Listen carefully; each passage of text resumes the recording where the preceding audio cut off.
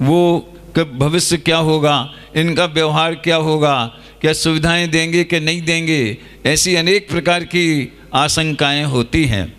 इस स्थल पर मैं आपसे ये कहना चाहूँगा कि देखिए कितने इंजीनियर बने लेकिन उसमें काम में कितने लगे, और समझ लो डॉक्टर भाभा जैसे या बड़े बड़े नाम जिनके हैं ऐसे कितने हैं।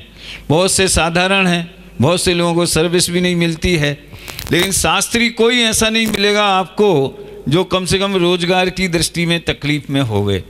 अगर आपको कोई संस्था मिलती है, कोई ऑफर करता है, कोई समाज का कोई काम आपके सामने आता है, तो आप अपने पुण्य पर भरोसा रखिए और जिनवाणी पर भरोसा रखिए।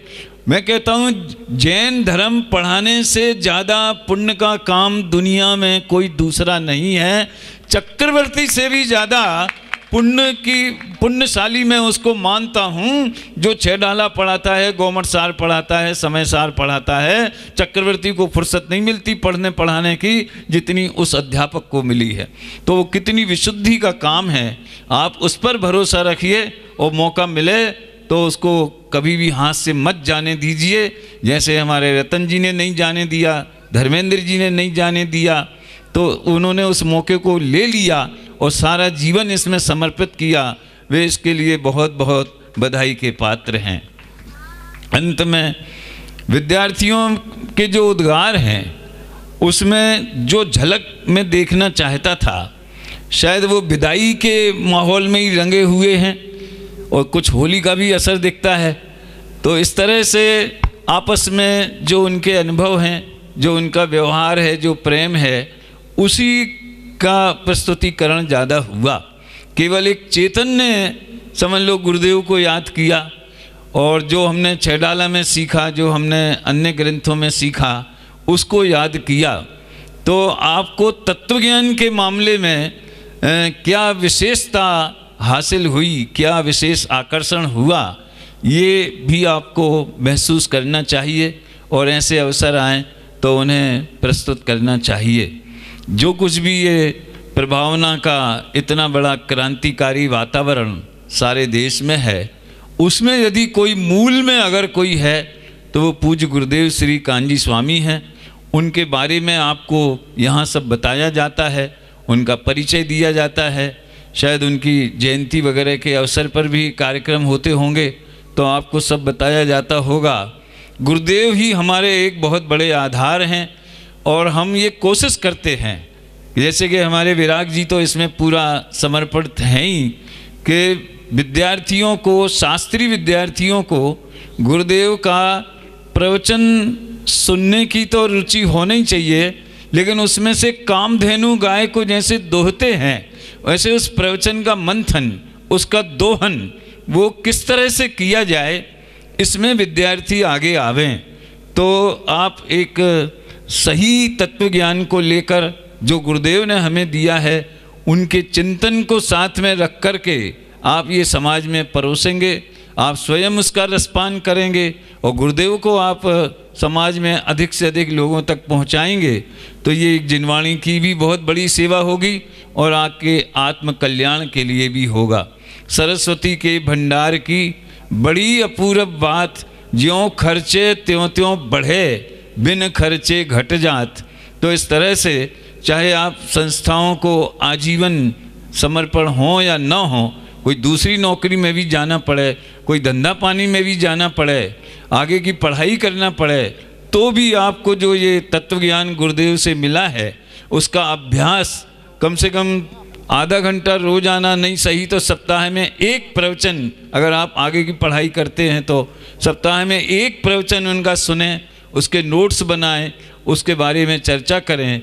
इस तरह गुरुदेव का जो माल है उसका लाभ अधिक से अधिक लेवें और दूसरों को बांटें। इस पवित्र भावना से सभी विदाईशील विद्यार्थियों को और स्थायीशील विद्यार्थियों को सभी को मैं अपनी शुभकामनाएं समर्पित करता हूं। बहुत बहुत धन्यवाद। जय जिनेन्द्र। बहुत बहुत धन्यवाद देना चाहूँगा हमारे आदरणीय भाई साहब अभय जी को, जिन्होंने बहुत ही मार्मिक परम स्नेह के साथ, अपनत्व के साथ हमें जो मार्मिक उद्बोधन प्राप्त किया, जिसमें इन्होंने हमें जिन शासन की गरिमा बताते हुए कहा कि don't wait for a perfect movement, take a movement and make it perfect. ऐसे हमारे मार्मिक भाव आदरणीय अभय जी भाई साहब ने हमें सुनाए। अब वक्तव्य की श्रृंखला को आगे बढ़ाते हुए मैं चंद पंक्तियों के माध्यम से अपने भाई को बुलाना चाहूँगा। पढ़ने में जो अव्वल रहते, पढ़ने में जो अव्वल रहते, श्रेष्ठ छात्र कहलाते हैं। सभी कार्य बाखूबी करते, सभी कार्य बाखूबी करते, हमको भी बतलाते हैं। मस्त मगन जो रहते हैं, मस्त मगन जो रहते हैं, पर थोड़े से गंभीर भी हैं। संयम गुण के धारी ऐसे संयम जी कहलाते हैं, संयम गुण के धारी ऐसे संयम जी कहलाते हैं। मैं आवाज़ देना चाहूँगा हमारे भाई संयम जी को। ओम नमः सिद्धेभ्यः। सम्मानीय मंच अध्यक्ष महोदय, विशिष्ट अतिथि महोदय, मुख्य अतिथि महोदय एवं समस्त गुरुजनों को एवं सभा में उपस्थित सभी श्रोताओं को एवं मेरे छोटे बड़े भाइयों को एवं मेरे सहपाठी भाइयों को सादर जय जी ने।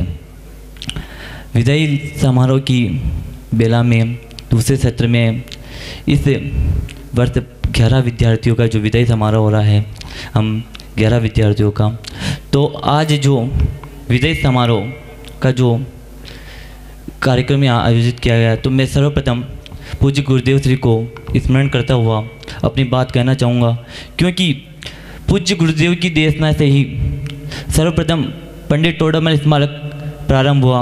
उसी की श्रृंखला में ध्रुवधाम और उसी की श्रृंखला में आचार्य धरसेन दिगंबर जैन सिद्धांत महाविद्यालय प्रारंभ हुआ।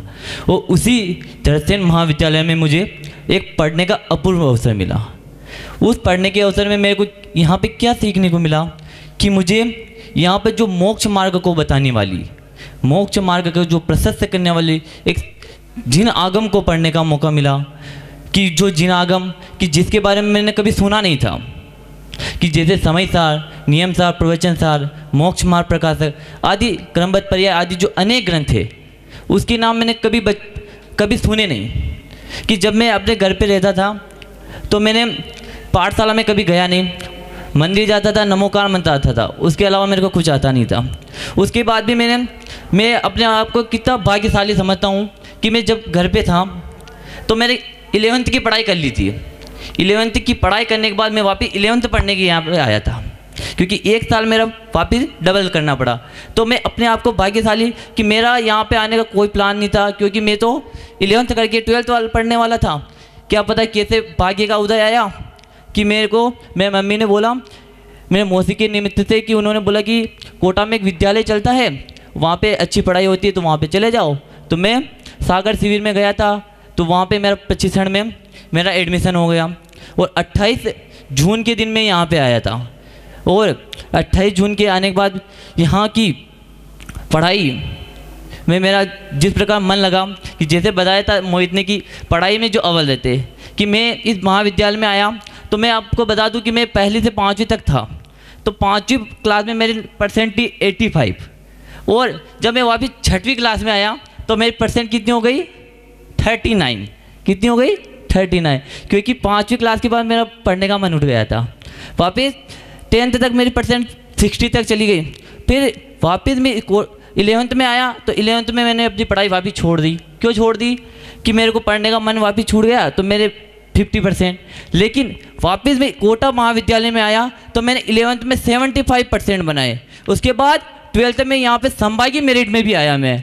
तो इस प्रकार मैंने इस महाविद्यालय में आकर ना लौकिक पढ़ाई के अलावा मैंने जैन दर्शन में भी एक अव्वलता हासिल की। इस प्रकार मैंने अनेक प्रकार की यहाँ पे जानकारी प्राप्त की। उसके बाद मैंने इस विद्यालय के संस्थापक उपकार कहूँ तो आदरणीय प्रेमचंद जी भाई साहब का क्या उपकार कहूँ, कि उनके माध्यम से हमें लगातार ज्ञान गंगा का जो गागर में सागर भरने वाली धारा का प्राप्त हुई। मतलब कि हर रविवार को, प्रतिदिन हर रविवार को उनके द्वारा जो मैं अनेक ग्रंथों के माध्यम से, उनके मतलब कि ग्रंथ तो एक पढ़ाते थे, लेकिन उसके माध्यम से वो अनेक ग्रंथों के कोटेशन के माध्यम से हमें अपना प्रवचन सुनवाते थे। उसके बारे में जैसे चेतन ने बताया था कि वर्तमान में अगर कोई सच्चा श्रावक दिखे तो कौन है? कि आदरणीय प्रेमचंद जी भाई साहब में एक वर्तमान में एक सच्चा श्रावक दिखाई देता है। कि जिस प्रकार के उनके नियम हैं, जिस प्रकार का उनका आचरण है, उस प्रकार उनको देखकर तो मैं सोचता हूँ कि अगर मैं भविष्य में अपने आप को मतलब कि अपना कोई आइडियल बनाऊंगा तो मैं अपना आइडियल प्रेमचंद जी भाई साहब को ही बनाऊंगा कि उनके जैसे, कि उनका जैसा मैं भी अपना आचरण करूं। उसके बाद आदरणीय रतन जी भाई साहब, तो रतन जी भाई साहब के लिए मैं कहूं कि उन्होंने बताया है कि जीवन में सोच ऊंची रखो, भले उस कार्य को करो ना करो लेकिन सोच ऊंची रखो। अभी बताया, जब भी हम उनसे मतलब वो कभी पूछते कि आप आगे क्या करोगे, तो हम उनसे बोलते कि बीएड करेंगे, कुछ भी करेंगे, तो वो बोलते कि बीएड करने से कुछ नहीं होता, बीएड तो क्या सबसे नीचे की सोच है, और अपने को क्या करना है कि आईएएस आईपीएस की तैयारी करो, कि सबसे ऊंची सोच रखो। इस प्रकार वो बताते हैं। और क्या बताते हैं कि अपने को जो छोटी से छोटी गलती होती है तो छोटी गलती को सुधारो, कि छोटी गलती करने से कुछ नहीं होता, कि अपन कोई भी गलती करे तो उसके लिए सर्वप्रथम पहले क्षमा मांग लो, कि नहीं कि अपन गलती करें और उसके बारे में किसी को कुछ नहीं पता। इस प्रकार उनके साथ रहने से अनुशासन, कि वो एक टाइम की पाबंदी थे, कि मतलब कि समय पे हर कार्य होना चाहिए, ना तो समय से पहले ना समय से। कि जैसे एक दिन उन्होंने बताया था अभी पुष्पेन से कि तुम मतलब यहाँ पे सीढ़ी, सुबह रतन जी भाई साहब के प्रवचन चलते प्रोजेक्टर पे, तो उनसे बोला कि मतलब कि तुम्हें सीढ़ी चलाना है तो तुम्हें क्या करना है कि टाइम पे नहीं आना है, टाइम से 2 मिनट पहले आना है। क्यों? कि तुम्हें पहले इसकी व्यवस्था करनी, इसलिए तुम्हें टाइम से पहले आना है, इसलिए वो मतलब कि एक समय की पाबंदी थी। इस प्रकार रतन जी भाई साहब। उसके बाद आदरणीय धर्मेंद्र जी भाई साहब, तो धर्मेंद्र जी भाई साहब तो हमें कि शास्त्री में आने के बाद दिन में 4 क्लासें तो उनको प्रतिदिन हमें सुनने को मिलती थी, कि समय सार, नई चक्र, प्रवचन और मोक्ष मार्ग प्रकाश। इस प्रकार प्रतिदिन 4 क्लास उनको पढ़ने। तो उनकी सबसे अच्छी मेरे को क्या चीज़ लगी कि वो बल्कि कर्णानियोग, चरणानियोग, द्रव्यानियोग, प्रथमानियोग कोई भी ग्रंथ पढ़ाए, पर उनकी क्या चीज़ रहती थी कि उस चीज़ को एक ऐसे पढ़ाते थे कि व्यक्ति भले कर्णानियोग की कोई गंभीर बात हो, प्रथमानियोग की कोई कहानी हो, या चारों अनियोग की कोई भी बात हो, उसको कैसे कि उसे मतलब कि ऐसे समझा देते थे कि सामने वाले वक्ता को ना तो उस बारे में कोई संकोच हो और सरलता से वो बात समझ में आ जाती। कैसे कि उस बात को ऐसे मनोरंजन टाइप उसे समझाते थे, मतलब कि एक्टिंग के साथ समझाते थे, इस वजह से वो बहुत जल्दी समझ में आ जाती थी। उसके बाद आदरणीय सौरभ जी भाई साहब, कि सौरभ जी भाई साहब का तो मतलब कि हम मुझे कनिष्ठ से लेकर फाइनल तक जो मतलब उन्होंने मुझे अपने छोटे भाई की तरह ही देखा। उसके बाद आदरणीय अभिनय जी भाई साहब, जिन्होंने मुझे इस वर्ष और इससे पहले जो हमारे सीनियर थे तब भी उन्होंने मुझे मार्गदर्शन किया कि तुम्हें क्या करना, अनेक प्रकार से उन्होंने मार्गदर्शन दिया। उसके बाद सुनीता भाभी, रश्मि भाभी और नेहा भाभी आदि अनेक भाभियों को मेरे को पुत्र के समान पाला। और रश्मि भाभी के साथ तो मैं 1 वर्ष रहा, मतलब उस सामने वाली बिल्डिंग में रहता था, तो मतलब कि उनके साथ बहुत मेल मिलाप हो गया था। उसके बाद नेहा भाभी तो उन्होंने सबने बताया, पूर्व वक्ता ने भी, कि जो प्रथम गुरु थी हमारी वो नेहा भाभी थी, क्योंकि उनके माध्यम से हमें 6 डाल आदि अनेक ग्रंथ को पढ़ने को मिला। उसके बाद परोक्ष रूप से जो हमारे सौरभ जी भाई साहब के बड़े भाई सचिंद्र जी थे, उनके माध्यम से भी हमें अनेक प्रकार की जो सर्वप्रथम क्लास उन्होंने मतलब कि कनिष्ठ उपाध्याय में जो पढ़ाते थे, तो उनके माध्यम से भी तो उनका भी मैं उपकार मानता हूँ। उसके बाद नीलय जी भाई साहब, जिन्होंने पिछले साल हमें बहुत अच्छी तरह से अनेक प्रकार की पढ़ाई कराई थी।